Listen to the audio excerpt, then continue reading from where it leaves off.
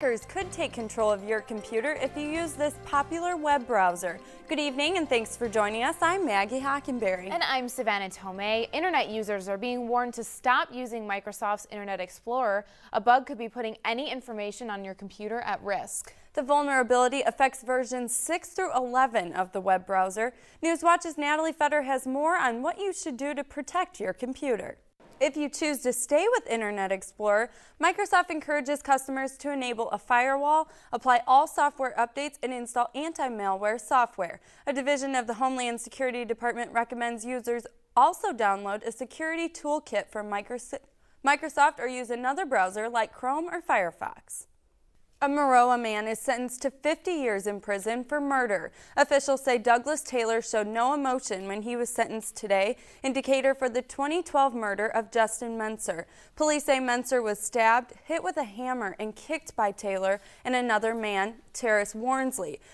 Taylor and Warnsley testified they went to Menser's home to watch a movie, but planned all along to rob him. Warnsley has pleaded guilty to murder and will be sentenced July 3rd. A Taylorville couple is facing jail time after stealing more than $100,000 in Social Security payments. U.S. District Judge Richard Mills found 62-year-old Vernon Kleinfelter and 60-year-old Geraldine Kleinfelter guilty on Tuesday for stealing disability payments. The doctor and nurse practitioner were convicted of wire fraud and other felony counts after a 2-week-long bench trial. The Kleinfelters are accused of lying and concealing information from the federal government to obtain the money. The couple will be sentenced on September 4th. The deadline to apply for the first permit lottery for the 2014 firearms season is today. The Illinois Department of Natural Resources says it'll make final decisions on how many late winter deer hunting permits they'll issue this hunting season. Officials say they'll issue the permits this summer after they finalize the number of deer harvested and involved in car accidents this year. If you want to enter the lottery, there's still time. You can find a link on our website, weiu.net. Well, I was out today and it was cold and dreary, and I really look forward to that sunshine that you're talking about. Yes, I can't wait for that to come back. It was off. The shorts, don't wear the shorts tonight, Not today. tomorrow, maybe on Friday. But definitely have that jacket.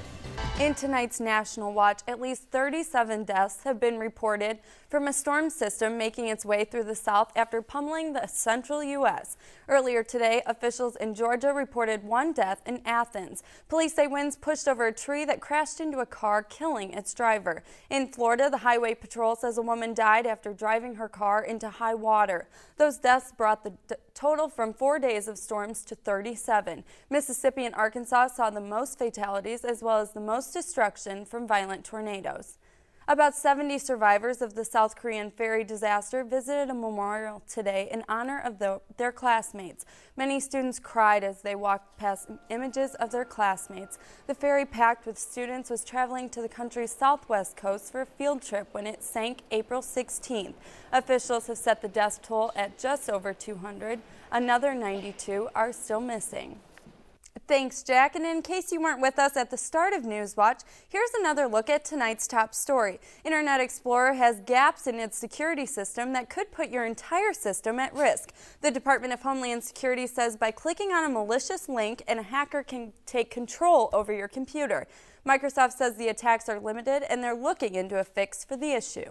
Well, thank you, Cameron, and you can find more news and weather on our website at weiu.net. There you'll find real-time forecasts, news videos, and sports headlines. And if there's news you think we should know about, send us tips. You can find us on Twitter, Facebook, or send us an email at news@weiu.net. Have a great night and join us again tomorrow here on the area's only newscast on PBS.